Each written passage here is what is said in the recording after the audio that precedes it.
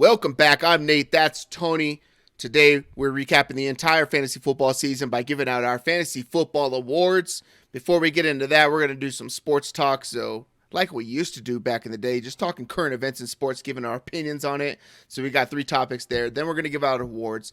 And then we're going to talk going forward into 2024 with our top 5 must draft players for the fantasy football season in 2024. We're going to draft that, leave you with a rant and a rave, banger of the week. But first, as always, Tony, top of mind. What is top of mind for you going into the playoffs, end of the regular season? Sure. A few weeks back, Nate, I think I jumped the gun here. A little premature. I complimented the Colorado warm weather. We were setting record highs for temperatures in December, like early to mid-December. Things have changed. It is cold as hell, Nate, and I've had enough. I don't know if you're in the same boat. I know we've hit winter solstice, right? Earth's tilted back. It's coming back now. But it's been cold like the last week and a half. And I believe, if I remember correctly, like the next 2 weeks, we're hitting like negative temperatures for lows, highs in like the single digits a couple times, another snowstorm coming. I'm not happy. I need to get closer to the equator. I fucking hate it here. It's so cold. Sunday night is when we get this like massive blizzard warning, right? Like there's going to be a little bit of snow, not much snow, inch maybe or something like that. But by the way, there's going to be 60-mile-per-hour winds. You wake up Monday morning, school's delayed by 2 hours. You wake up at 5 o'clock in the morning. School's canceled because it's going to be 10 degrees real temperature, but with 60-mile-per-hour sustained wind, it's going to be like -5. So you can't have kids standing out waiting for the bus in -5 weather. Like it's crazy to ask that of people, right? Like not everybody has parents to take them to school and all that kind of stuff, right? Cool, good call, fine. But I had to go to work, and where we work, right around the block from each other. There's not a tree in sight. There's not a wall to block wind. No retaining walls. Nothing. For 180 miles. It's just out in the middle of the damn plains of Kansas, essentially. West Kansas, I think is what they call it. It's so terrible.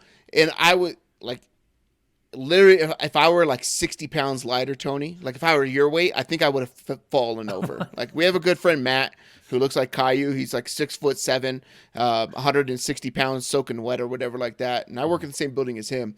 And no way that dude went to work on Monday because there's no way he would have made it in. He would have fell straight over. I was getting pushed by the wind. It was so miserably cold. And I walk in to drink with like my lunch bag and I have a drink in my hand and my hands were just frozen. Yeah. Just freezing cold. It is so bad. And my bones hurt and it's going to be cold like that again this weekend. Yeah, I've worked out there for multiple blizzards, doing like crew work. So middle of the night, early morning, whatever, sundown, sun up, doesn't matter. It has never been that cold before. That was insane. Don't recommend it. It sucks so bad, dude. I'm like, what am I doing?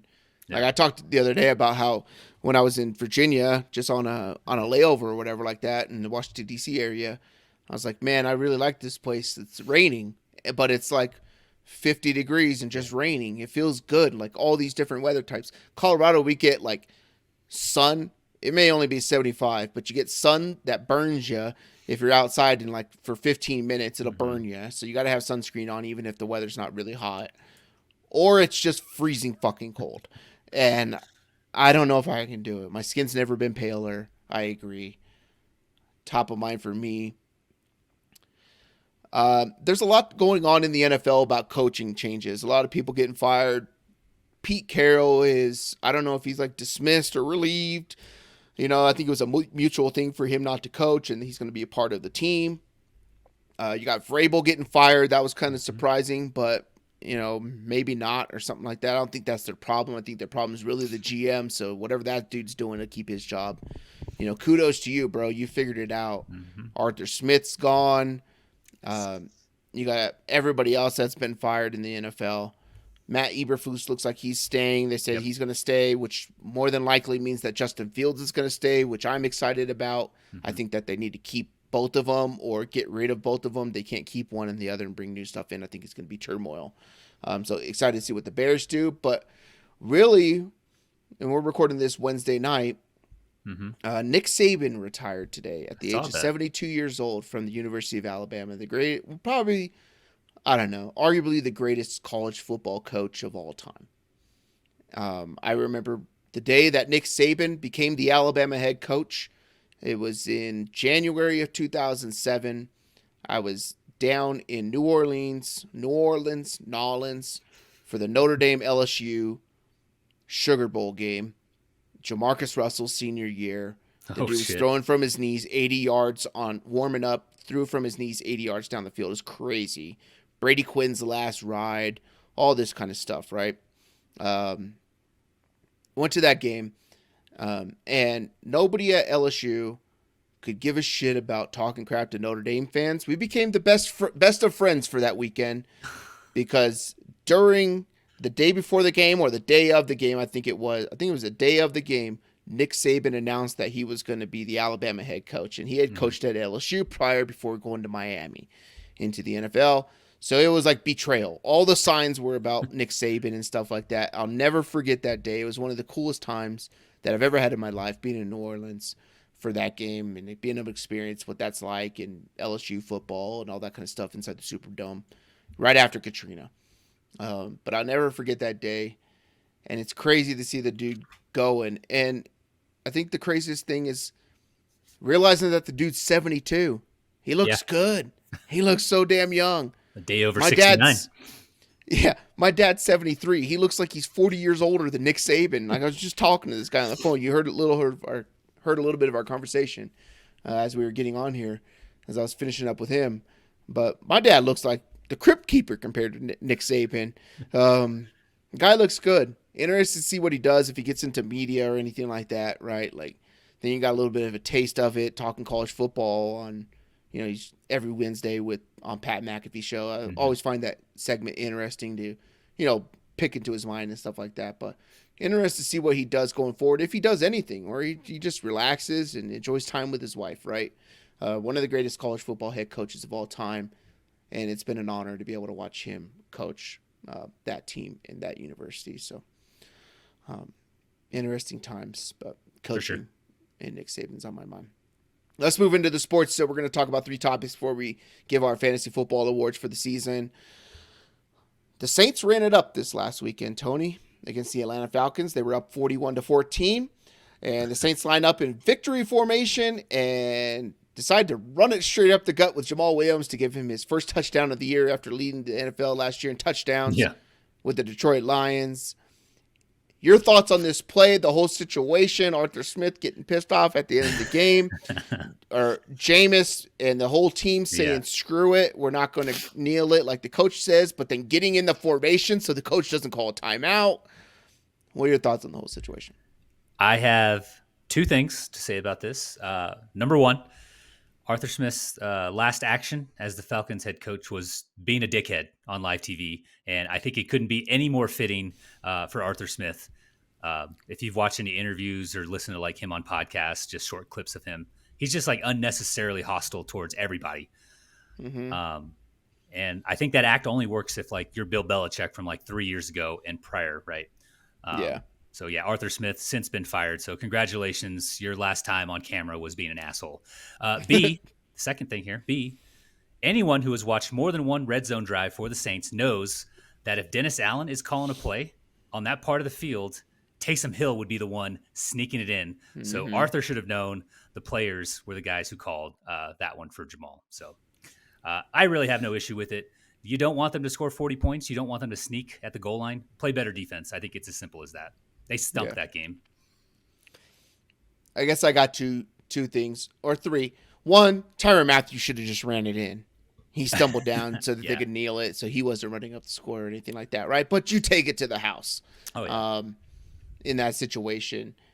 I'm going to have more than 3. I already know it. But 2, kudos to Jameis Winston for being hey, Jamal Williams got the short end of the stick this season. Yeah. He was brought in here to be somebody based off his last thing, and he basically converted himself to a fullback because that's what the team needed. Mm-hmm.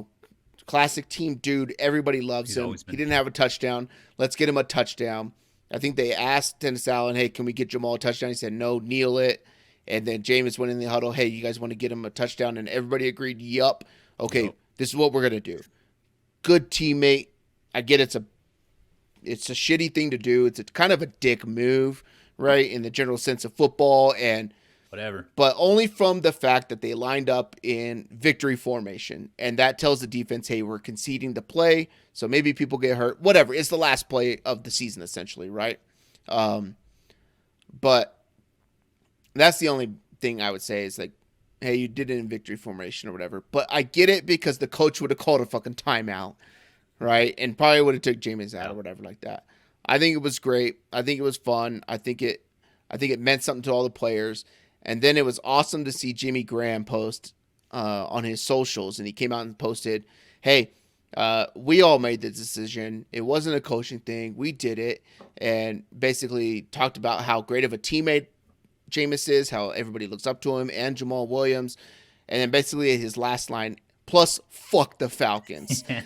Because they're a rival, right? Yeah. So everybody's just like, that was like the classic thing, like screw everybody on that team. And I thought that was kind of cool. Like, no, we'll run it up against the Falcons because we fucking hate those dudes, which I thought was pretty dope. Pay attention to 2020. They got 2 matchups, right? Any victory formations, defense is diving.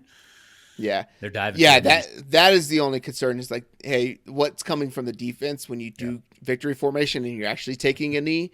But you know, the reporter was talking to Jameis Winston after, and he's like, you know, I do have a problem. You got to play them twice next year. And James was like, so? Like we're going to beat the shit out of them anyways. Like, they're the Falcons, right? Like, awesome. I thought that was kind of cool, but I don't have any, like, in the grand scheme of life and big things or whatever, it ain't a big deal, right? No. So, but it was fun to see, and it's cool to do it against a rival because then you have something to look forward to next year. That's all anybody's going to be talking about the whole week leading up to Saints Falcons. Yep. And they both may be 0-3. Like prime time, you know, prime time Thursday night. Moving on, we're going to talk about the Jaguars of Jacksonville, the Miami Dolphins, and the Philadelphia Eagles. Each of these teams seem to have their divisions at hand midway through the season. Which collapse out of these teams is more fascinating to you here? Sure. Like in the here and now, and as well as going forward into the future. There were some pretty impressive collapses. The worst of all time. I think if you look at the teams individually, you peel back a layer, you can say that starting with Philly, they had a lot of turnover on defense, right, coming into 23. That was a huge problem for them. We saw that kind of cascade as the season progressed.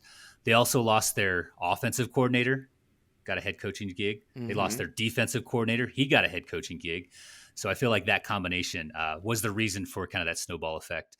And that's going to be a problem for most NFL teams, right? Philly was no exception. The Dolphins, they were humming. 70 points was that week 3. But then injuries kind of mounted for them, right? That kind of cascaded for them into what we saw in the final game of the season against Buffalo. Injuries on the O-line, the defensive front, the secondary, they had linebacker issues. I think they brought in like Melvin Ingram to pass rush. He was out there covering like tight ends, right, in the last game of the season. That's not what he does. So all the above there on defense. Naturally, though, we're going to see some regression. That's what happened to Miami. Jalen Waddle was banged up as well.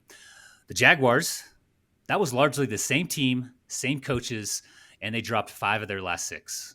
The defense looked god-awful, and the offense I wouldn't classify as above average. They finished 18th in DVOA there as their body of work, right? So I think seeing as how they missed the playoffs, couldn't beat the Titans in week 18, freaking Tennessee Titans with Ryan Tannehill, not even Will Levis. And they should have run away with the division. I feel like they were the most fascinating for me with what they were supposed to be. Yeah.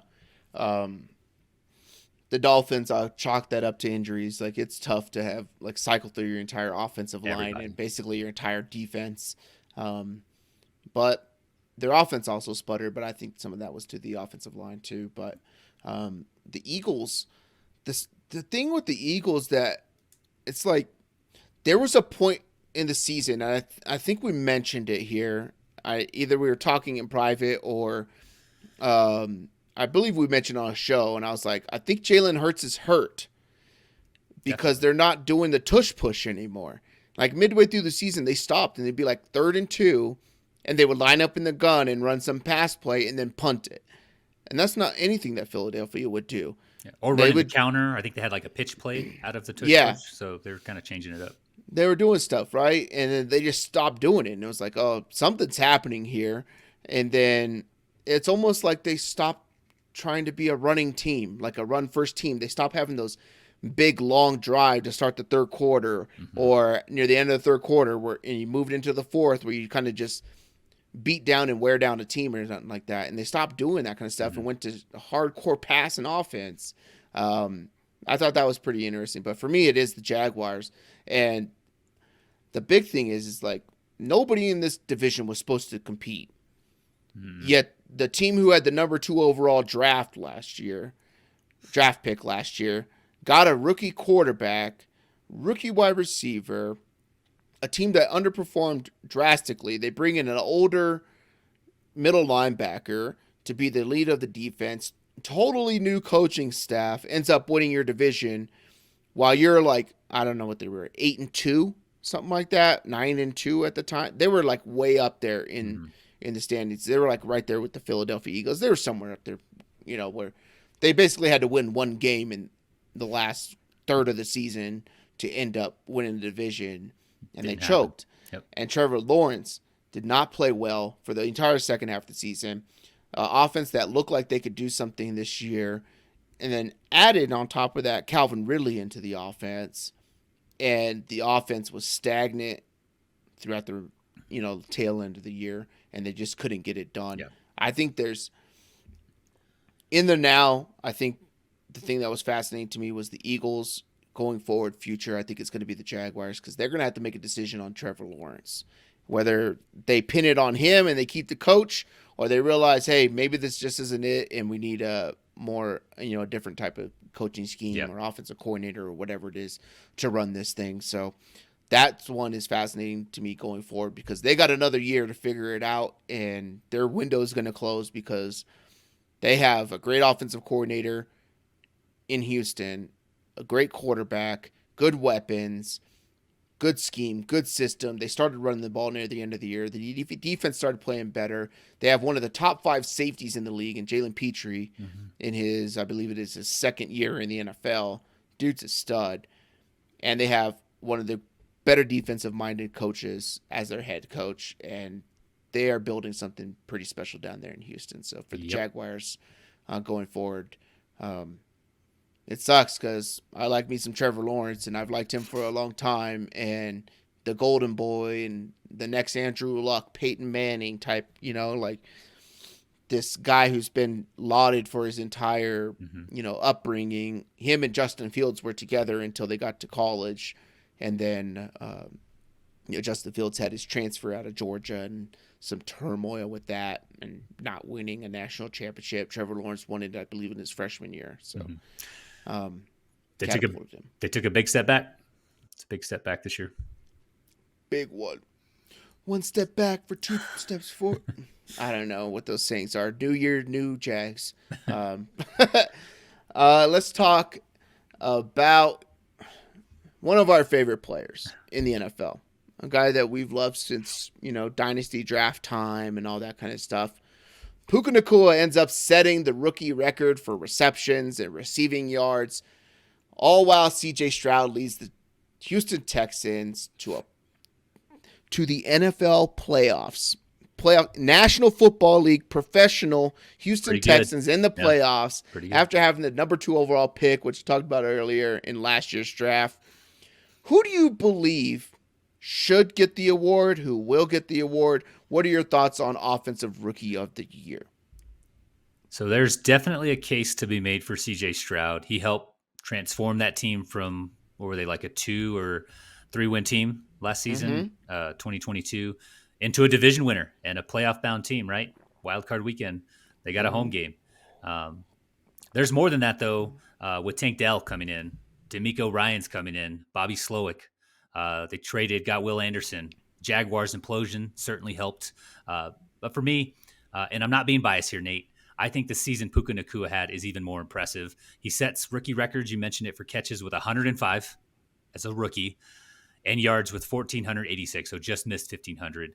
Nacua also finished as the wide receiver 4, really helped propel the Rams, kind of kept them afloat while Cooper Kupp missed the first 4 games and kind of worked his way back from his injuries, but kind of helped them get into a wild card spot. They weren't going to win that division with San Francisco, right? Having the season they had, but they made the wild card, and I think it's largely on his shoulders. He is a phenomenal, really 1B. You can't even call him a number 2 at this point. A lot of the games, even once Cooper Kupp was healthy, Puka was outperforming him. And to finish as the wide receiver 4, as a dude who wasn't drafted for the most part in redraft leagues, like that's huge. I think CJ Stroud was QB1, but he was towards the back end. So I'm going to, lean Puka Nacua on this one.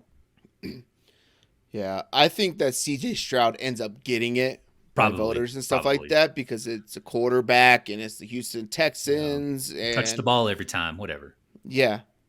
But I think Puka Nacua's season is more remarkable. What do you expect the number 2 overall pick in the NFL draft to do? What does everybody expect that person to do? Come in and perform. Yep. Right? Like, that is what you're supposed to do. I get that it's the Houston Texans and they have, a history of something. But what if this dude's playing for the Bengals and he has the same exact numbers and they make the playoffs? And they win the division. Is he rookie of the year? I don't think so. People are like, oh, he's got a bunch of guys around him or whatever like that. Mm-hmm. Matthew Stafford was not the quarterback to begin the season for the Los Angeles Rams. They had no running game. They had Cam Akers at running back to begin the season. They had no Cooper Kupp. And the offensive line was projected to be one of the worst in the league, right? The records, yeah. You had Carson Wentz getting this guy the record to end the football season. They have all this stuff, like 60-something rookies on the roster, including like the practice squad and stuff like that, like an enormous amount of rookies on the team. And he is, I don't want to say that he's the total reason. I think Matthew Stafford makes a really good case. Sure. I think he actually makes a really good case for NFL MVP for what he did for his team, right, in that run. But let's think about all of the greatest wide receivers in the NFL, and no one's ever done what he's done. Yep. And it's not like they had anything around him when he started off and going crazy. And I'm pretty sure he was not drafted in the first round. Pretty sure he was not drafted in the second round. It's like a 4th or 5th rounder, right? Yeah, he's later into the draft. He's like a day 3 draft pick who set the rookie receiving record. And people can say, oh, it's the system and Sean McVay and all this kind of stuff. You can say the same exact thing for having Bobby Sloak being the offensive coordinator in Houston. I get CJ Stroud made some crazy throws and everything like that. This is the greatest wide receiver season of all time. Better than Tyreek Hill ever had. Better than Jalen Waddle ever had. A.J. Brown, DeAndre Hopkins, fucking Jerry Rice, Chase Jefferson, Amon-Ra. Everybody who you think is better than Puka Nacua. He's had the greatest season of all time as a rookie. Yep. I think that Puka Nacua deserves it. And maybe let's go. It's because I have some Puka Nacua Rookie of the Year tickets that are in the hundreds to 1. And then I have some in the 80s to 1 and some more at the 60s to 1. And I hit it again when CJ Stroud got injured. But Puka Nacua played the entire season. Yep. CJ Stroud did not play the entire season. It's 2 games, right? CJ did? Yeah. Yep. Yeah. But I think the recency of them going on the road and winning a division title ends up being the kicker that gets CJ Stroud over the top. So. Didn't they even win a game when CJ Stroud was injured? What's his name went in there, did it? Case Keenum. So yeah. I think the system definitely helps there. Yeah. That is a successful system. We know that. Pretty sure Case Keenum could have got him to the playoffs too. So I like Case Keenum. Yeah. But yeah, shout out to Puka Nacua. I'm in agreement with you there. 2023 Fantasy Football Awards, Tony. It's time we recognize and give kudos to the greatest players in the fantasy football season for 2023. We're going to break it down. We got MVP, Comeback Player of the Year, Rookie of the Year, Fantasy Coach of the Year, Waiver Wire Pickup Player of the Year, and our Donkey of the Year. And that is basically our biggest bust or what people thought was going to be great, and they became a complete loser that no one's going to want to draft next year. Yeah. Let's start at the top with MVP, Tony. Who do you have as your fantasy football MVP for 2023? So we're both a little underdressed for an awards episode. I did have like a blazer with a tie and a collar and all that stuff. Yeah. But I went in the closet to grab it, and I saw my Kings sweater that I forgot I had, so I just popped this on. But Sacramento Kings. No. This is LA, big LA right there. But my MVP for the fantasy season is none other than CD Lamb. It is rare that you draft a Cowboys player in the first couple rounds and then you leave that draft without some kind of buyer's remorse. I had some CD Lamb shares, and I think he was kind of the exception this year because you likely took a late first to get him, and it felt like it was going to be a ceiling year. Like that potential was there, even with them bringing in like Brandon Cooks and Michael Gallup coming back from injury, right? But that's exactly what we got. He led all tight ends, wide receivers, and even running backs in fantasy scoring. We're talking PPR here with 403. He broke 400. Usually that's like a CMC type stat right there. Antonio Brown at the height of his years in Pittsburgh. But he averaged 23.7 fantasy points per game, CD did. And he delivered down the stretch with 19 and 27 points in the final two fantasy playoff weeks. Give me CD Lamb for MVP. And I looked at Fantasy Pros. They like do these, like this player was on this percent of championship rosters across like Yahoo, ESPN, and Sleeper. CD was on 28% of championship teams, the highest in the league. So I think that's a pretty big vote of confidence for CD there, just delivering as one of the higher scoring players in the first round. Yeah.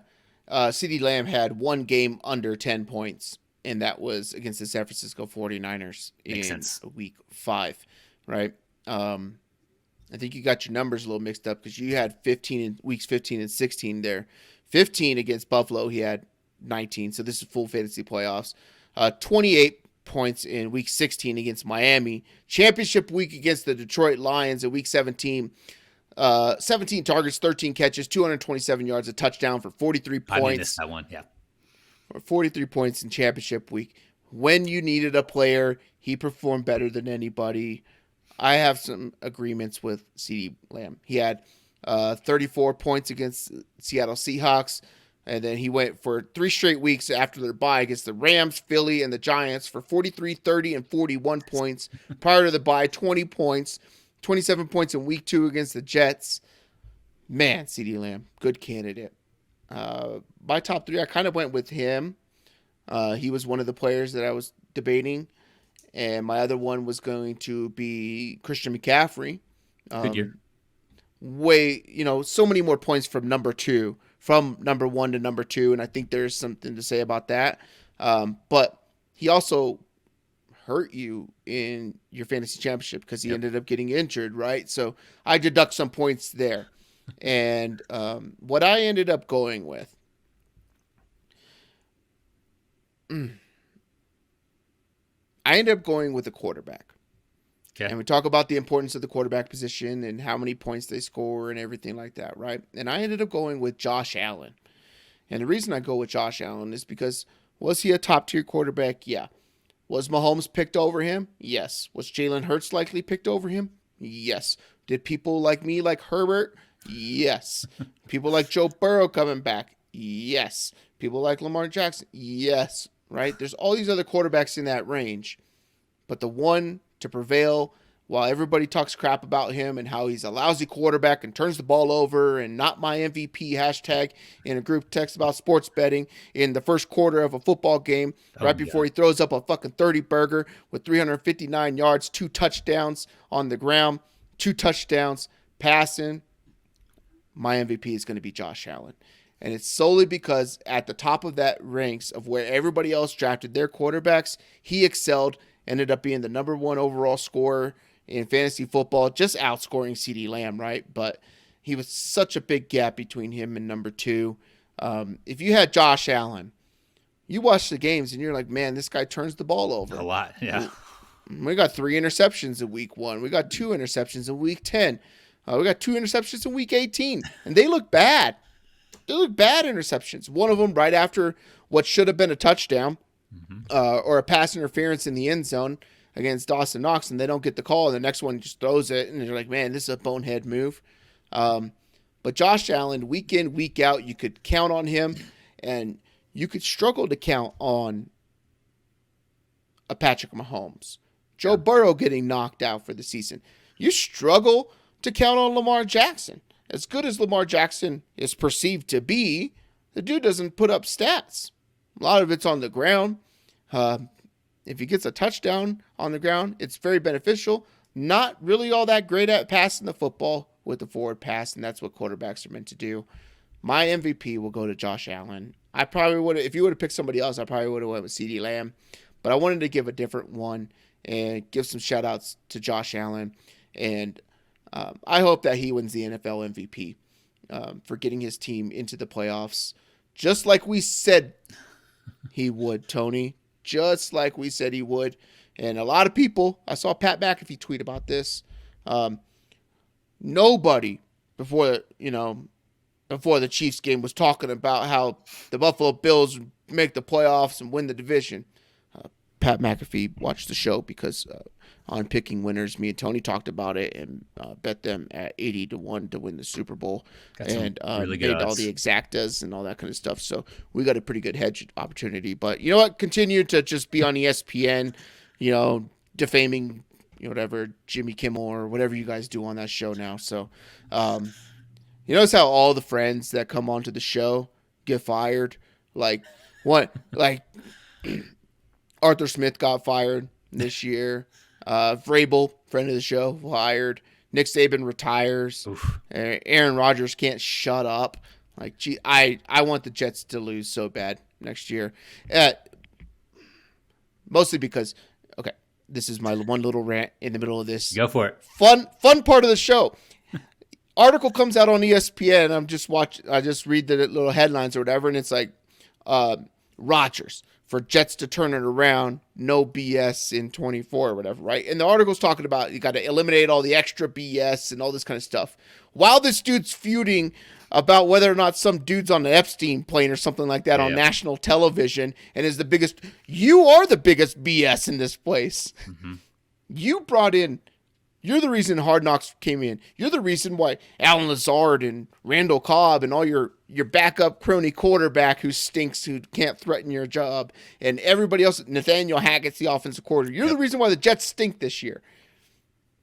I hope that the fucking Jets lose so bad next year, and I hope Zach Wilson is playing somewhere and makes it into the playoffs. Yeah. I used to be an Aaron Rodgers fan.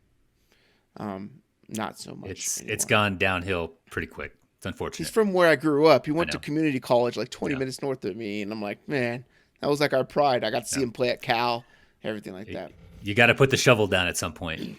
Yeah. Yep. It's hard to put it down when you ain't got nowhere else. You can't go up. Yeah, that's true. All right, we'll just keep digging, see what we find. Here we get to China. Comeback player of the year, Tony. Who do you have for comeback player of the year in fantasy football 2023? Comeback player of the year. This is a good one. There's a lot of candidates here. I don't know. I didn't give any criteria for what comeback player there's no criteria. It wasn't tied to fantasy for this one or anything like that. But for me, it's got to be Joe Flacco. He played 5 games finishing the season with the Browns, leading them into the playoffs. They weren't going to make it probably with PJ Walker and DTR. But Slingin' Joe averaged almost 22 fantasy points per game, which was second in the NFL behind only the aforementioned Josh Allen. That's pretty crazy. And despite playing just 5 games, he finished as the quarterback 32. I know that's like way back there, right? But like, that's crazy. He's QB3. He's better than players who played all year. Yes, that's the next point. He had more touchdowns than Bryce Young. Played all year. I think he missed 1 game. He had more touchdowns than Gardner Minshew, who played all but the first 3 or 4 games. Yep. More touchdowns than Mac Jones. That makes sense. Aiden O'Connell, he played most of the year. Just wild. I'll give it up to Joe Flacco, who only played a partial 2022 with the Jets. Yeah, I think that's a good one. I didn't even consider him, and it's only because I couldn't determine what he came back from, not having a job. And that was my only backup, I guess. Yeah. Yeah. I was on the fence about that, but I decided to ignore it just because of how effective he was when he came back. Helped propel some teams into the playoffs. Like I saw it in some of our leagues. It's pretty crazy. There's this show's like Whose Line Is It Anyway? Where the points and there's no rules. The points are made up. And the points don't matter. And and all that kind of stuff, right? So these awards don't matter. The rules are made up. I'm going to go with Breece Hall. So Breece Hall, with everything that they had going on in New York, finished as the running back 2 on the season behind Christian McCaffrey. capped it out. Good weeks in the playoffs for everybody. If you had Breece Hall and you kind of just had to ride with him or something like that, you worried about it after Aaron Rodgers got hurt. But Breece Hall was a mainstay for everybody in fantasy football when the running back position was pretty tough to deal with. Yeah. And you likely ended up drafting him back into the second, probably beginning of the third round or something like that. Some people were higher on him, but in that middle second to third round time frame or something like that. So that's typically behind guys like Joe Mixon and Derrick Henry and Saquon Barkley and Bijan Robinson for me, and everybody's love child Austin Eckler. And while on a very bad team, Breece Hall still performed after coming off some pretty gruesome injuries. Or injury, I would say. Yeah, imagine. Last year. So I was off on Breece Hall, but imagine signing Dalvin Cook for $8 million a year. Yeah. And basically abandoning him after like weeks 2 or 3, whatever it was. Pretty crazy, but awesome season for Breece Hall for sure on what was really a garbage team on offense. Yeah. So I'll give it up to Breece Hall. We need some stability at the running back position, and he was one of them. Absolutely. A guy I probably will be completely off on next year because he's going to be a first-round pick. So, Fantasy Football Rookie of the Year for 2023. Who do you got? Puka. I already praised him. He finished as the wide receiver 4. You likely only had to spend fab to roster him, or you drafted him with your last pick. We already talked about CJ Stroud. He was good, but he was barely inside the top 10 in fantasy points per game at the position. I'll take Puka's body of work and what he did for that Rams offense over CJ Stroud.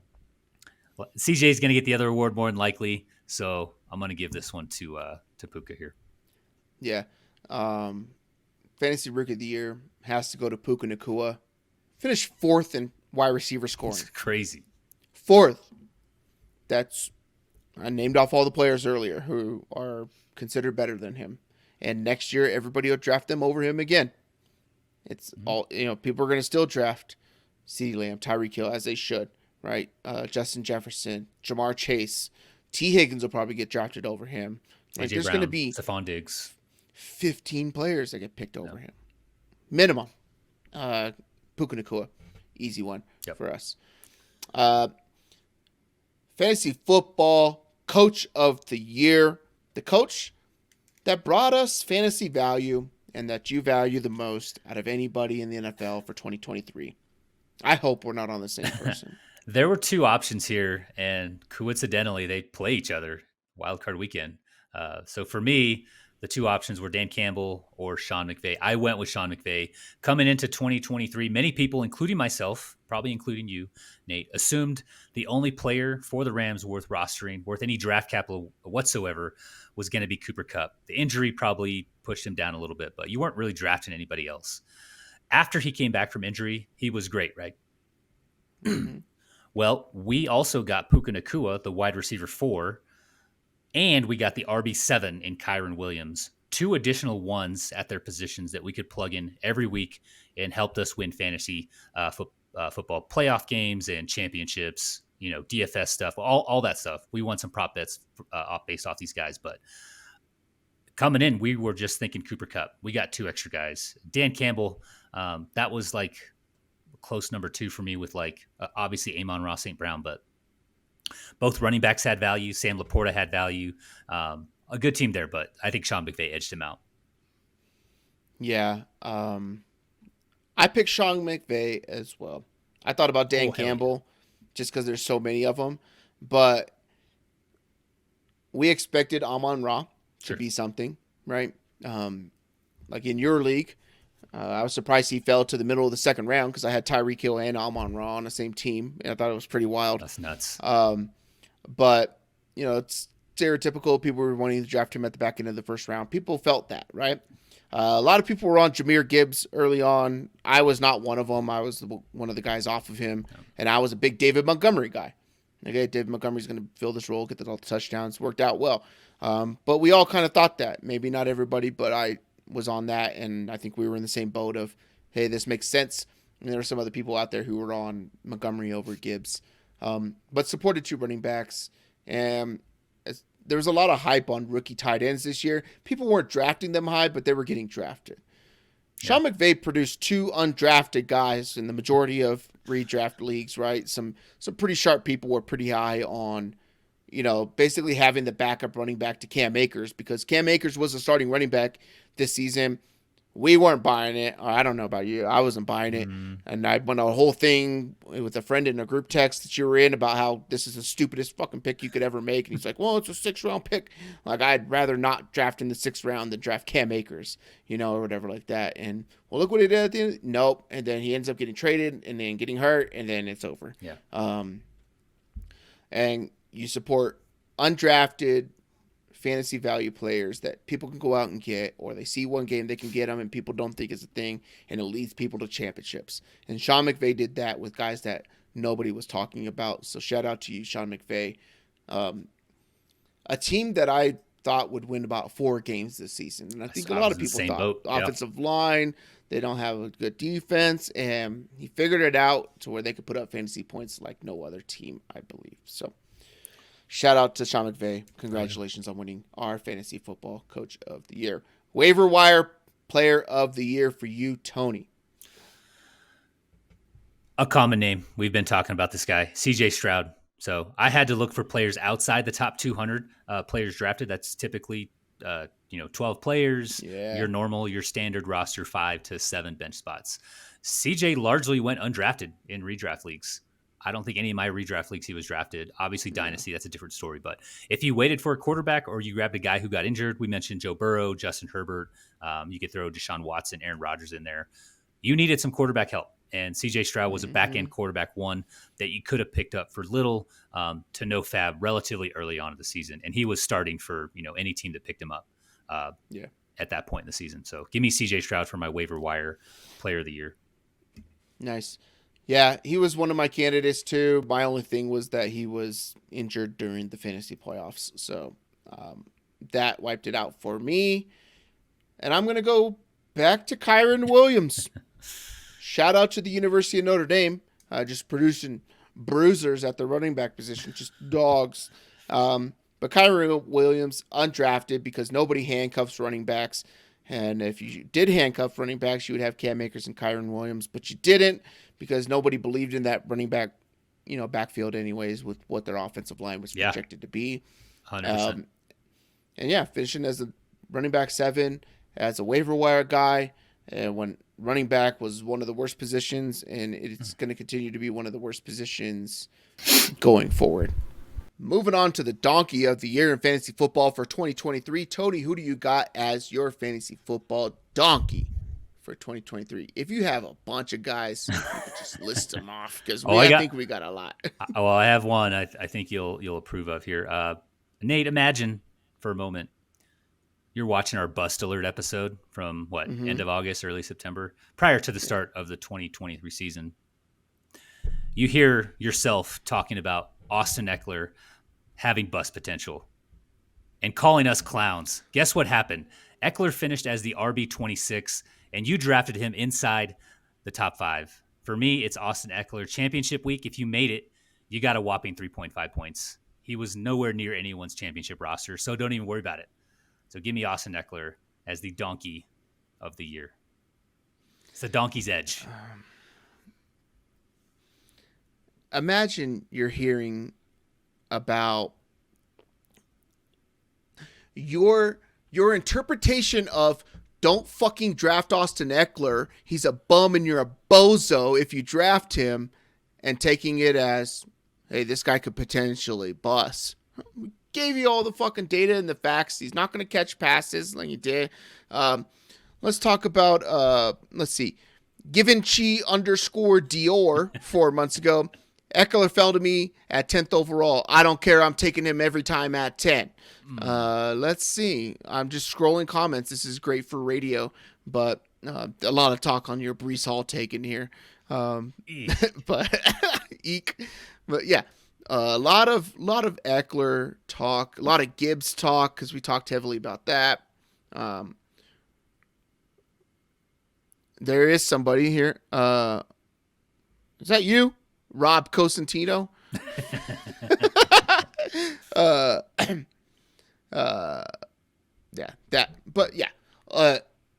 definitely our most viewed video on YouTube. It's almost at 10,000. I think That's it's at like crazy.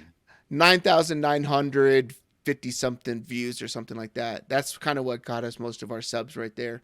Some people said good luck. Thanks, you guys. It's going to be fun. We should just go through the comments and just reply to people, not in a harsh way or or anything like that. Like, hey, how'd that Eckler work out for you? Nothing like that. Sure. But I'm going to go back to my Cam Akers thing. I remember in pre-draft and I don't watch a lot of like fantasy football content, but you start seeing it on like when you're scrolling, all this kind of stuff. Everybody's hype on Cam Akers. Fuck Cam Akers. It was like one of the dudes. I wish I would have put him in the bust one, but I felt like he wasn't high enough to put in the bust one. Yeah. And there wasn't enough hype on it. But everybody was like the last 4 weeks of the season. But we went into the season talking about how he would, him and McVay were at odds. They wanted to trade him. They ended up not trading him. And then he ended up benching him and not wanting to play him. And then he let him play. And everybody's like, yeah, but they're over that because look at the last 4 weeks of the season. They're on good terms. No, he was just running them out there because they had nothing to actually play for, trying to get trade value or just get the guy hurt so they can get off the fucking field and just cut bait with this dude. And then they traded him after his week 1. He played pretty good in week 1. But after that, goes to Minnesota Vikings. He's done for the year. Injuries. Same old thing. Cam Akers. That's mostly a jab at one of our friends. I don't know if he listens to the show, but if you do, come knock on my door. I'm pretty sure you can get into my office space. If not, tell me to come down to your office space so I can kick you right in the ass for telling me that I was wrong about Cam Akers. Cam Akers, my biggest donkey of the year. And we're going to go through over the next few weeks our, what we got right and what we got wrong per position, quarterback, running back, and all that kind of stuff, right? And I think that's good to see what our process was, what our thoughts were, and what was right, what was wrong, where were we wrong at, and why. But you notice a lot of times when it comes to things getting wrong, people try to mask that and only talk about the things they got right. And I don't think that's the correct way to do things because a lot of people, and that's the same way I feel about when I talk about sports betting and sports betting influencers and all that kind of stuff, right? Is you highlight the one big win and retweet everybody and like all this stuff, but 13 out of 14 days you're losing people's cash off of 5-leg parlays, or 6-leg parlays, and people are using money that you have to understand your audience and what they're really doing. So that's that. I've come to the conclusion, Tony, that the Los Angeles Rams might be the fantasy football team of the year. Maybe. It's them or the Lions, I believe, right? Yeah. I think it has to be. That's wild. We thought the Rams were going to suck. Yeah, that's my team, and I was definitely down on them to start the season, but they picked up a couple key pieces on the offensive line. Kyron Williams got healthy, and Puka Nacua just came out of nowhere. Big fail on every other, the other 31 NFL teams for missing that one because he did go pretty late in the draft. So I thought this would be Matt Stafford's last year. It's probably not going to be based off how he played and where they're at. Yeah. But what if Zach Wilson goes to the Rams and McVay turns Zach Wilson into a NFL playoff quarterback the Jets don't make it? Let's get to the draft. If Zach Wilson becomes a Rams, if Zach Wilson goes to the Rams, we're getting matching jerseys. I'll buy them. Oh my God. Zach Wilson jerseys. Manchester. I'm not going to say no to free Rams. I'll buy them. Yeah. I'll buy you good ones. That's not going to happen though. We got Stetson Bennett. He's going to be like a rebound project. No, is he going to play next year? He's not even with the team. He's got some personal things he's dealing with. I don't know too much about it. They're keeping it kind of on the DL, which you can respect. Yeah, I don't want to speculate, but hope the dude gets better. So for sure. Moving on to our draft, top 5 must draft fantasy football players for 2024. Tony, do you want the first pick or the turn? I'll take the first pick. Okay. Doesn't really matter one way or the other.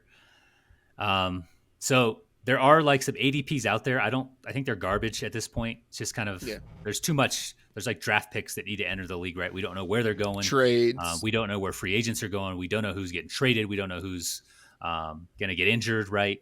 In the preseason and OTAs and all that stuff. So this is really difficult. So, I'm going to just lay it out there. Like I'm going to draft a CD Lamb, right? I'm going to draft those guys, Tyreek Yeah, Hill. yeah, yeah. I tried to highlight guys I can get maybe a little bit later at like a depressed value. I think with the exception of one guy on my list.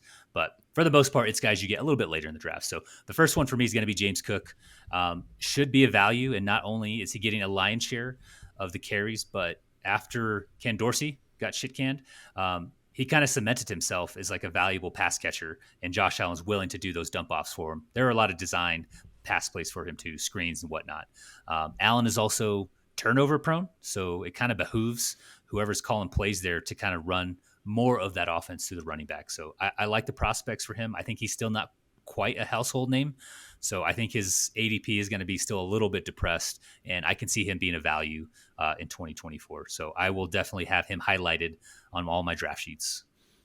Yeah, he's definitely not going to be, maybe he's a tail end of the second round guy or something like that, because people are like, oh, well, he did this, but Yeah. what are they going to do? Josh Allen, maybe they bring in a different wide receiver for, Gabe Davis or something like that. But yeah, that's a good one. We talked about that before the season too, about how we thought that the Bills would be like a heavy run team, and they brought in Damian Harris, and I was on the Damian Harris might be the goal line guy and all this kind of stuff, right? And like it's showing us that they want to run the ball, and then Dorsey just didn't do it, and then they ran the hell out of the ball to end the season and ended up winning. Went on a tear. So, yeah. Maybe I should be an NFL GM because I know what they're trying to do. I knew what they're trying to do and how it would be successful. And maybe I just need to fire offensive coordinators. That was pretty cool. I feel good about myself about that. My number one is going to be Justin Fields. I think Justin Fields ends up staying with the That's good. Chicago Bears because they didn't fire Eberflus. Because I don't think that, I talked about it a little bit earlier, I mentioned it. I don't think that they can keep Eberflus and draft a quarterback. So I think they're going to keep it because once they brought in Montez Sweat on the edge, their defense completely transformed, having Solid. one guy who can get pressure, right? One guy that has to get double teamed, and everything kind of started to glue and mesh and all that kind of stuff. DJ Moore had his best wide receiver season of his entire career under Justin Fields, and it was something that people thought like, oh man, he's going to go there, depressed value and all this kind of stuff, and Justin Fields did that, and he has good rushing upside. They ran the ball really well at the end of the season. I think they are going to use, if they trade away the number one pick to a team, I don't think they're dropping below like 2-3.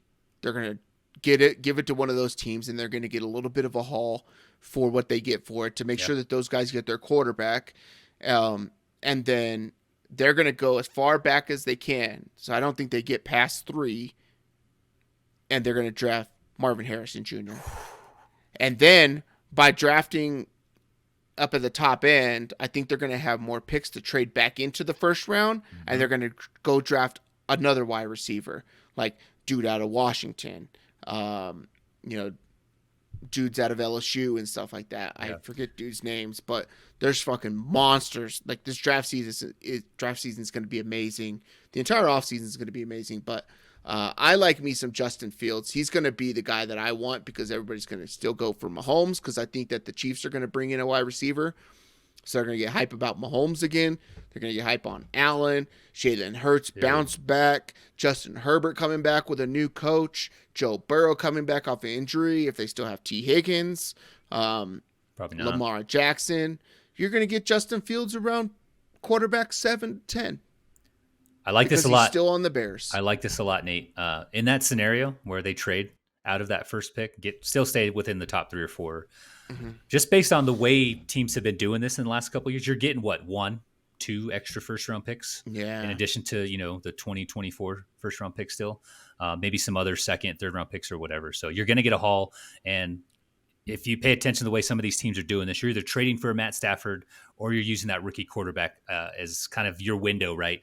And before they pay Justin Fields, they have 1, maybe 2 years left. So if that team's smart and they're doing things the way they should be, they're good. They should be going all in this next year or two. So I like that a lot. That might kind of sneak in under the radar if you can get ahead of it this coming draft season. Yeah, I don't think that people are just going to look at Justin Fields' pass production and all this kind of stuff, but I think the dude's really damn good. And I've been against Justin Fields for a long time, Sure. not liking it. So I actually have a whole thing about how this dude's a bust. It says bust, I think, on the thumbnail about Justin Fields as a bum. We could change our perspectives and stuff like that too, but I still believed that back then. But the Bears are probably going to be the team I'm in on next year. Yeah. So big I like time. My number 2 is going to be. I am going to go with. I'm hoping it's Dalton Schultz, but whoever the Houston Texans tight end is, because you're going to get him for free. So the Houston Texans tight end under Bobby Slowick as their offensive coordinator is going to get it's going to be the one piece to the Houston Texans that's not going to get touched in the draft. People are going to draft Devin Singletary in the later rounds or whoever the running back is there. And I like the running back position in that offense as well going forward. Whether that's, I don't know if it's going to be Dameon Pierce. They may cut ties with that dude. But maybe they bring somebody else in, a little shiftier guy or something like that. But the scheme is good for that. People are going to draft the hell out of Nico Collins. Tank Dell's going to go above Nico Collins, and that's going to be a mistake. Like, people are going to be all over this because it's fun and it's the hype thing to do, and they're all going to forget about the tight end, who I think next year is going to have even a bigger season than they did this year. And Dalton Schultz finished as tight end number 10 in 2023.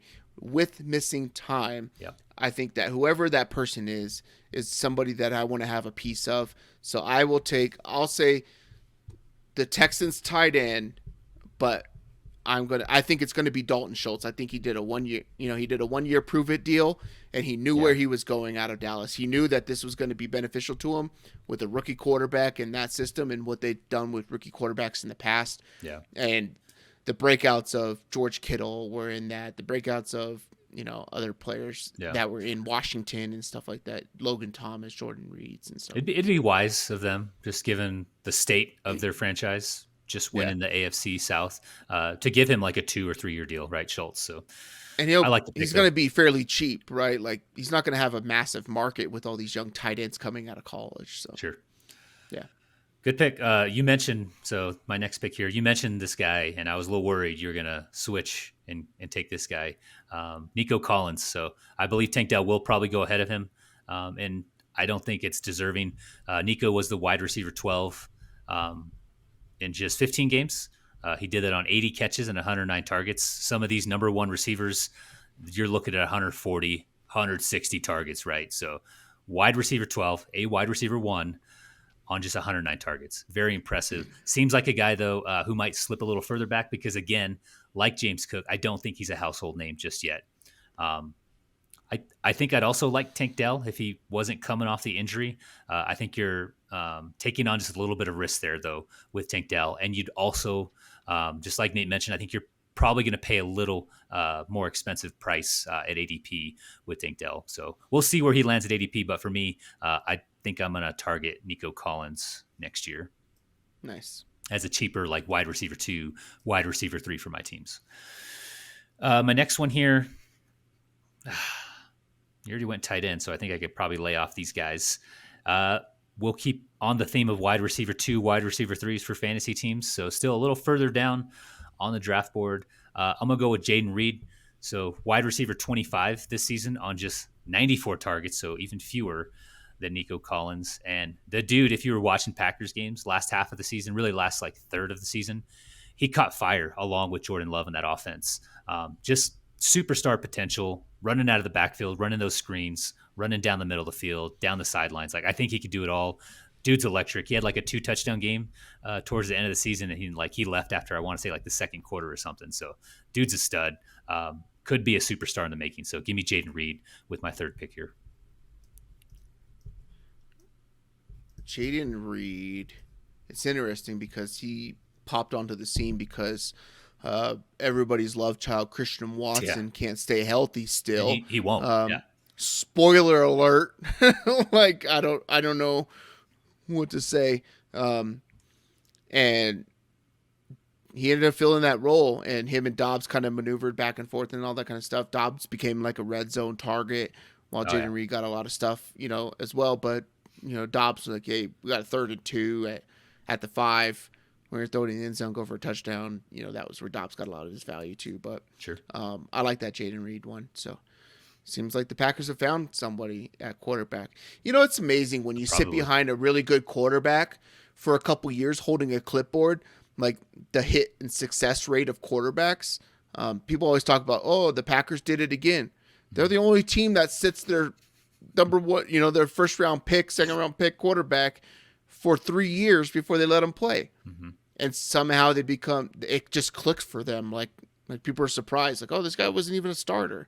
Like, because he's not getting shoved into a starting lineup. Like, you don't have to play as a rookie quarterback. It's a different game. There's an adjustment period. Not all guys can step in and be Joe Burrow, right? Like, yeah, Patrick Mahomes didn't play his rookie year. No, sat behind Alex Smith. He's considered the best quarterback in the NFL.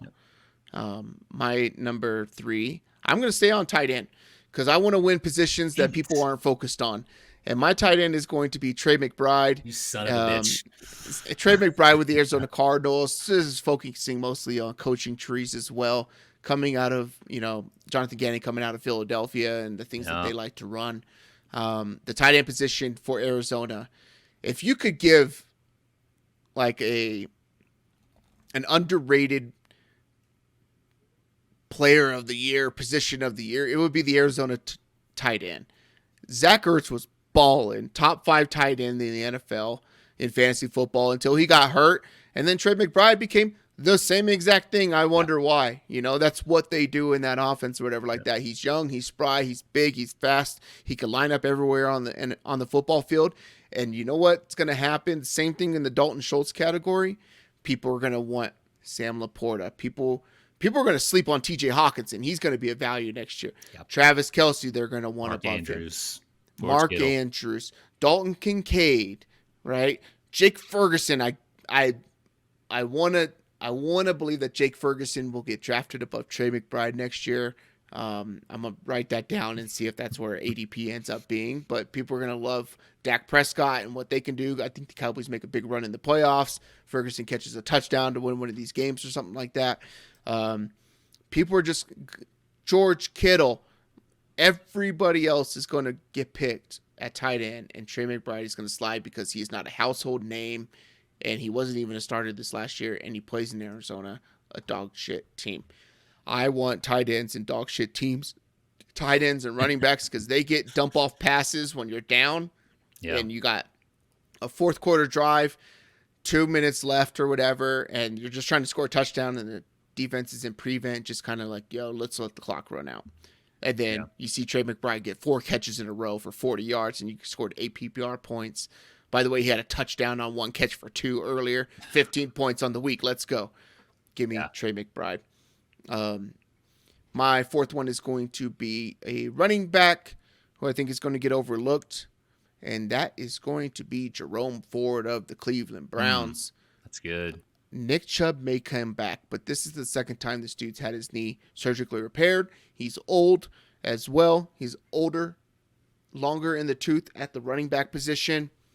Give me Jerome Ford for the Cleveland Browns. You'll have Deshaun Watson back. They still have one of the best offensive lines in the entire NFL. They have a great defense, which leads to winning football games, which leads to running back production in the fourth quarter as teams are beat down. They play in a division and a region of the United States of America, the greatest country on the planet Earth, that is very cold, that gets weather, that lends to wind, running the football, low-scoring games, close games where running backs are something. And Jerome Ford has breakaway talent, and I don't think a lot of people realize how much talent he has with, like, once he gets through a hole. Is that second level. The dude can break away. It's only straight line speed. He can't like do all the, moving here, there, whatever to get down the field. Breakaway, straight line speed. He's got it. He catches the ball well. He's getting targets down at the goal line, receiving touchdowns, and people are going to sleep on Jerome Ford. He's going to be a must draft for me going forward. You want to have a piece of the Cleveland Browns running back room. If you end up Chubb is healthy and he comes back, draft Chubb, get Jerome Ford. You have one of the best backfields in the NFL. Yeah. you'll have an option for the entire season. Mm-hmm. I like that one. So, I'm going to take my tight end before Nate grabs freaking another one in this draft. He freaking mentioned him already, so let's just go ahead and do it. Jake Ferguson, so another mid-round tight end type. Really, really solid production this season. He has that rapport like he was Dalton Schultz. He just kind of stepped in and picked up where Dalton Schultz left off with Dak Prescott, Mike McCarthy in that offense. But yeah, he just kind of on par with what Schultz was at the tight end position when Kellen Moore was there calling plays, right? It was just, he stepped right in, same production, finished as a tight end 9. He went undrafted in drafts this past year. Probably not going to be the case. You'll probably get him like in a double-digit round, but Jake Ferguson is probably one of those guys I'll be looking for. I typically don't draft a tight end early, so like McBride was on my list. I have him circled. Probably also going to have Jake Ferguson circled. Nice. My last pick here, so I have a running back. I have a tight end. Got a couple wide receivers. I'm filling out the roster here, Nate. Don't go quarterback. Roster construction. I'm going to go quarterback. My quarterback. Picking a kicker. That would have been, that would have been crazy. I'm going with a mid-round quarterback at best in drafts this past year. But this quarterback did, as the QB6 in 2023, 4,200 passing yards, 31 touchdowns, drafted as the QB 16, 152nd guy overall off the board. There's no reason to believe that Brock Purdy cannot do the same thing in 2024 that he's doing in 2023. A lot of guys are targeting, quarterbacks with that rushing upside. Brock Purdy doesn't fit that. So I think we'll still be able to get him at a pretty depressed value after all those Lamars, Josh Allen, Jalen Hurts guys are off the board. So give me Brock Purdy with my final pick. Nice. I'm interested to see what people do with rookie quarterbacks this coming up year, like Caleb Williams, Drake May, what CJ Stroud did, right? I think those guys get picked in those later rounds. Or you got the guy who drafts 2 quarterbacks by round 10 because he's getting his backups, or whatever, like down the line of list of It'll depend on where they go. Like if it's a Bryce Young, Carolina situation, pass. Yeah. No, thank you. Yeah. Dynasty, different story, but redraft, nope, don't want it.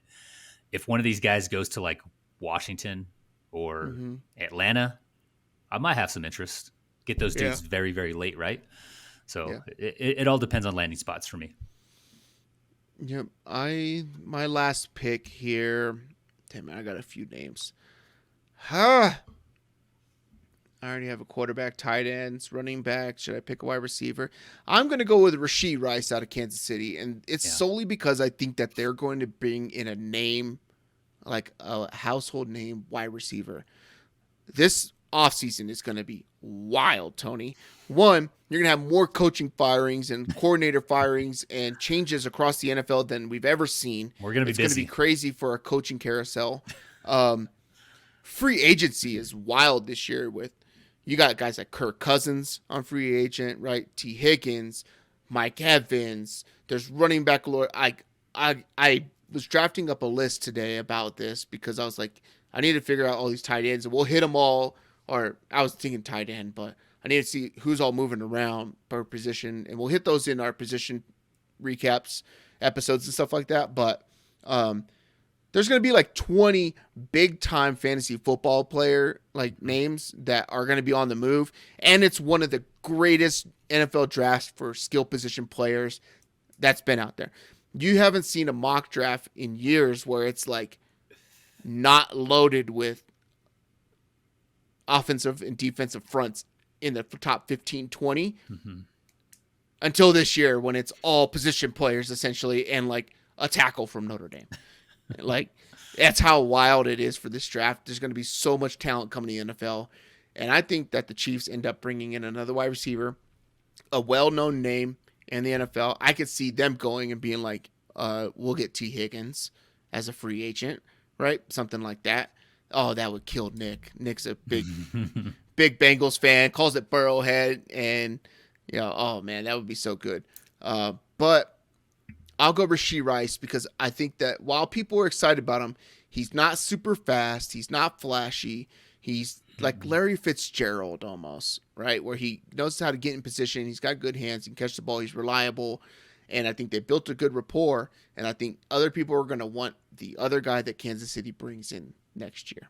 Mm-hmm. So I think that Rashee Rice is going to be a guy I'm targeting in those middle rounds, like round 5, right? Round 5, round 6, I think is where he's going to end up being at.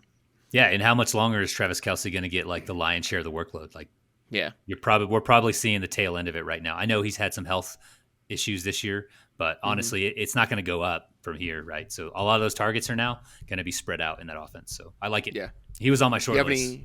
You have any honorable Rashee mentions? Rice was one of them. You took Trey McBride from me, but I had Justin Herbert on here. I think he'll have a depressed ADP, and I did have one guy who's probably going the first.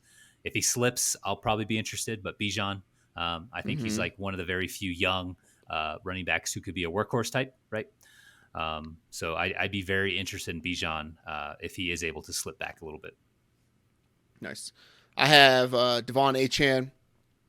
I think Mostert's time is going to be up. They're going to move on from him. 30 years save some old. salary. Yeah. I have DJ Moore listed. Evan Ingram, just slowly just catches every single pass that's thrown to him. Top end, tight end, and nobody cares about Evan Ingram. Nobody likes him for some reason. Kirk Cousins at quarterback. Kirk Cousins was the number 1 fantasy football quarterback by the time he left on injury. And people are just thinking about Minnesota, stay away because of what they did last year, but that's because Kirk Cousins wasn't there. Mike Evans, if he stays in Tampa Bay, I like that. He's just always going to catch 1,000 yards. Always a value, yep. Just always going to catch 1,000 yards. We talked about that earlier on how Godwin was above him, and we thought it was wrong. And then for Dynasty, I wouldn't do this in redraft. I still don't like taking rookie tight ends in redraft, but for Dynasty, if I don't need a quarterback, my number 1 player is going to be Brock Bowers, tight end out of Georgia. I think he's going to end up with a depressed ADP. You just said depressed ADP, so that's what made me think about it. Multiple times. Sorry. This is subconscious. Like, I don't ever use that term. Like, he's just going to be drafted lower in, right? And people are going to forget about him because he was injured all dang year for Georgia. But Brock Bowers is a fucking monster at the tight end position. So I'm going to be looking to grab everything with Brock Bowers. In Dynasty, I like tight end is my favorite position to draft and just keep drafting over and over and over and over. Yeah. Like, if I could spend all my picks, if I don't need another position, spend all my picks on tight ends, because once you get one to hit, they're so valuable as a trade asset. Like, I have Evan Ingram and Kyle Pitts on the same team, right? Like, people would want those guys. This guy going on the championship run might want Evan Ingram. Guy in a rebuild might want some Kyle Pitts or whatever it is, right? But there's a lot of my dynasty leagues. I have a fuck ton of tight ends, so that's one way I like to attack drafts for that. To recap what we had for our top 5 must-draft players in 2024 fantasy football. Tony, you got James Cook, Nico Collins, Jaden Reed, Jake Ferguson, Brock Purdy, while I got Justin Fields, whoever the dang Texans tight end is. Hopefully it's Dalton Schultz, Trey McBride, Jerome Ford, and Rashee Rice. Let us know in the comments on YouTube or on Spotify or Apple. Leave a show review and tell us who your top 5 must-draft fantasy football players are for 2024. Don't come at us with all of the Bengals, Nick. Rants or raves, Tony? You got a rant or a rave? Oftentimes, vertically challenged people get overlooked in our country, across the globe, really. They can't even go on some roller coasters, Nate, in our country. It's crazy. But I'm raving about short people in our country. You're often overlooked, often looked over because people can just see over your head. But you make up for it with your tenacity, your lowered center of gravity. It's just astonishing. And I'm always more than happy to grab, that last jar of jalapenos off the top shelf for you at King Soopers. You're 4 foot 19 inches tall, but you have the strength, you have the potential, and you have the willpower as someone as tall as Joe Burrow. So giving a shout out here and giving it up to short people in America. Yep. Yeah, I love gravity too, just not enough to be one with it. So therefore, I am 72 inches. That equates to 6 foot tall. What are you ranting or raving about, Nate? I'm gonna rant and rave about a short person. I'm gonna rave. So I've been getting shit for the last 2 weeks because for those who are not common listeners here, or you're newer and haven't listened on the audio side, maybe you just watch on YouTube and stuff like that.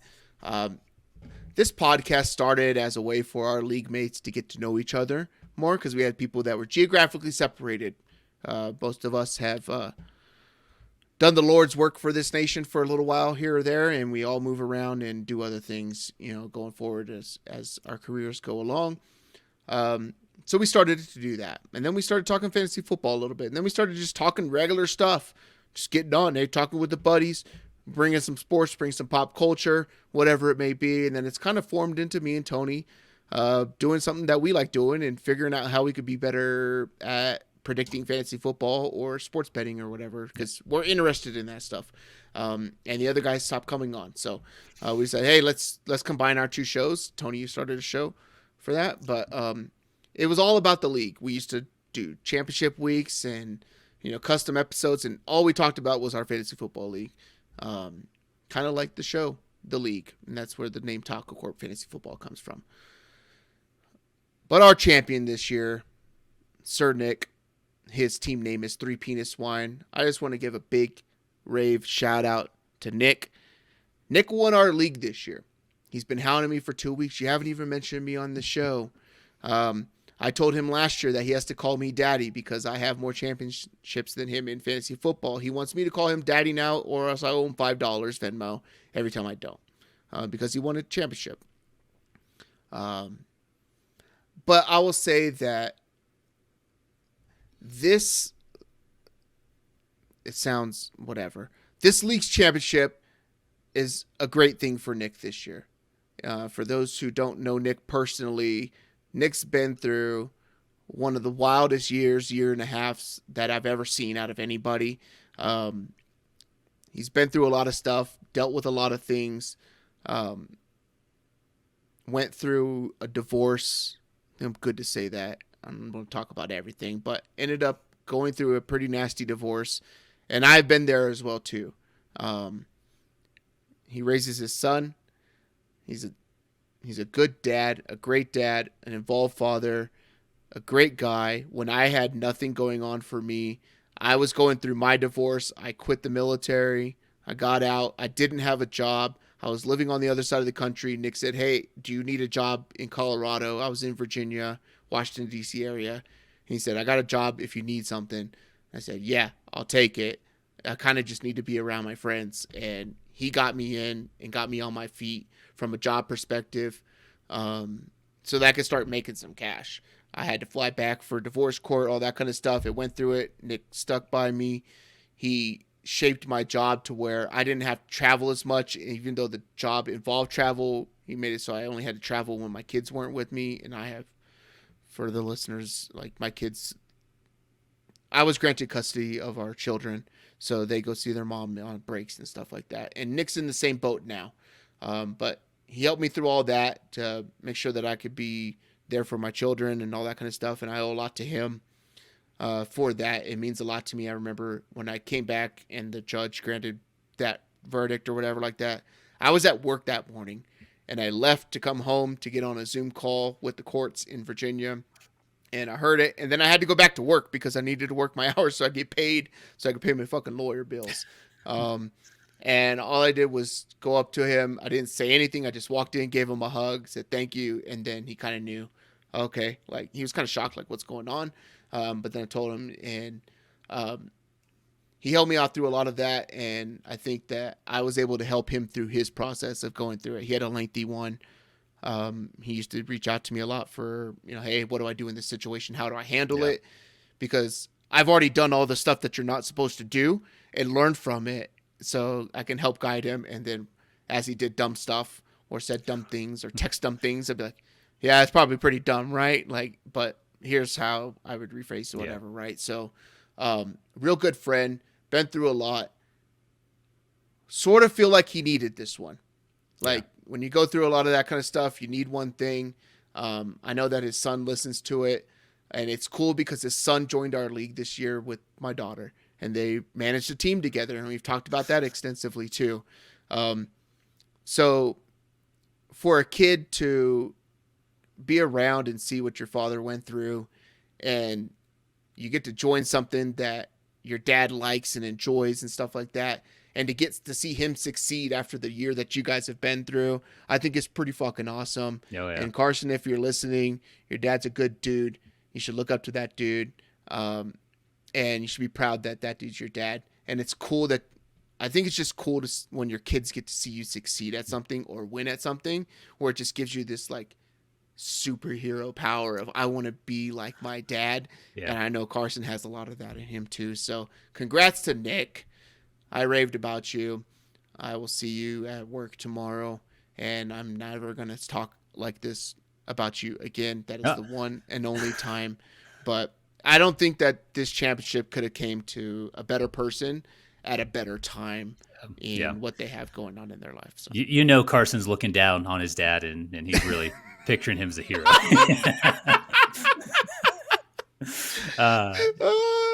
In all seriousness, though, like in life, very rarely do you come across like a person that you can call a friend that you really have a hard time like saying something bad about. And I think Nick is definitely one of those guys. So I'll give him some compliments as well. It's not all just short jokes here, but there are a lot of them.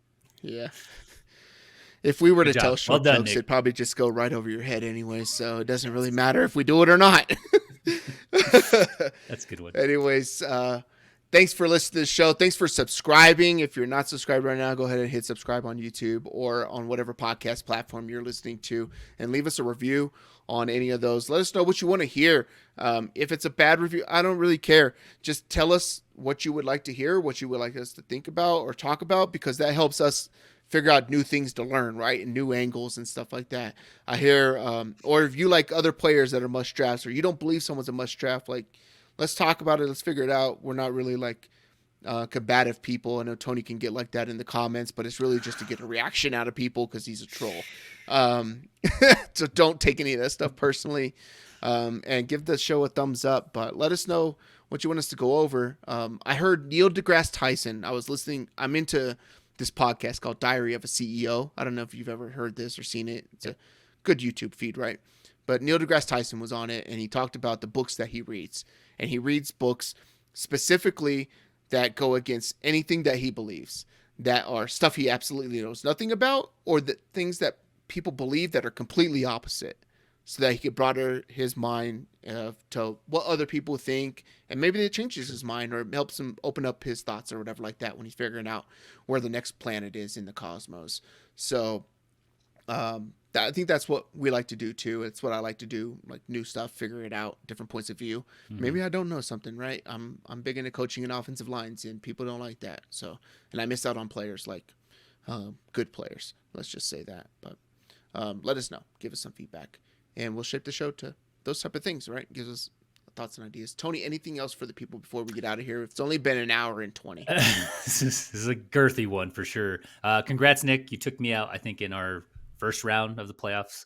I outscored you the rest of the way, so I probably would have won it if not for that matchup. So well done taking out the person who probably should have been the champ right here. But for everyone listening, watching on YouTube, commenting, all that stuff, like, we do appreciate it.